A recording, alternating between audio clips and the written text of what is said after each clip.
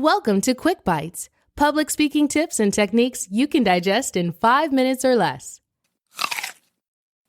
Here's your host, Peter George. In the previous QuickBites episode, you learned why eye contact is so important and powerful. In this episode, you'll discover how to do it well.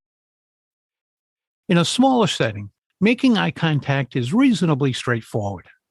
You move from one person to another, selecting people at random as opposed to sequentially, as long as you make eye contact with each person at regular intervals.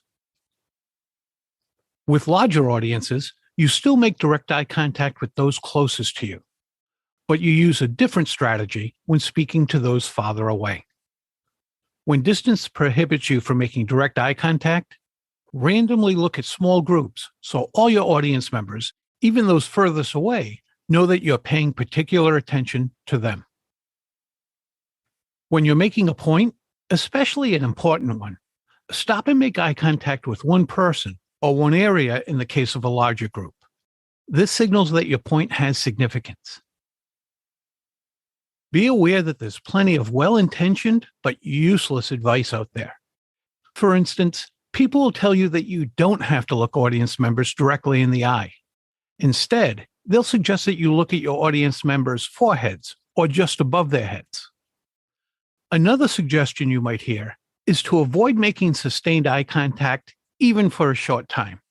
Instead, you should merely scan your audience, skimming across each row. Please disregard these suggestions, even when people tell you they'll help you get started. They're neither effective nor practical, and don't allow you to receive the valuable information that making eye contact offers. Furthermore, these practices don't provide your audience with any benefits. Instead of avoiding it and losing out on its benefits, I'd rather you work on making direct eye contact before you get in front of an actual audience. One way to do this is to rehearse in front of your pets. This may be easier or more difficult depending on the kind of pets you have. For example, my dog would keep eye contact with me for a while and then get bored. However, I could regain her attention. On the other hand, my cat would look at me and think, "You're weird," before walking away. One of my clients doesn't have pets, so she uses what she has, her extensive teddy bear collection. She sits dozens of them on her bed when rehearsing her talks. She makes eye contact with each bear at random. Does this sound odd? Maybe, but it helps her, and that's what matters. Here's a bonus tip.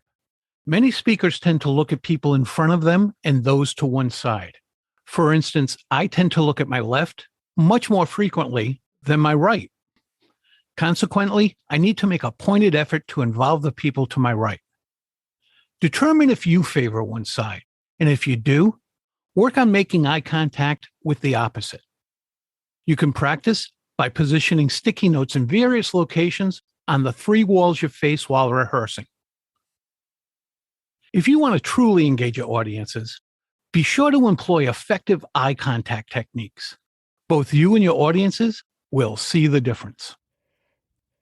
Thank you for devouring another episode of QuickBites. Tune in Monday when you'll hear another episode of Public Speaking with Peter George, and again Thursday for your next episode of QuickBites. Until then, remember, when it comes to speaking in public, you've got this.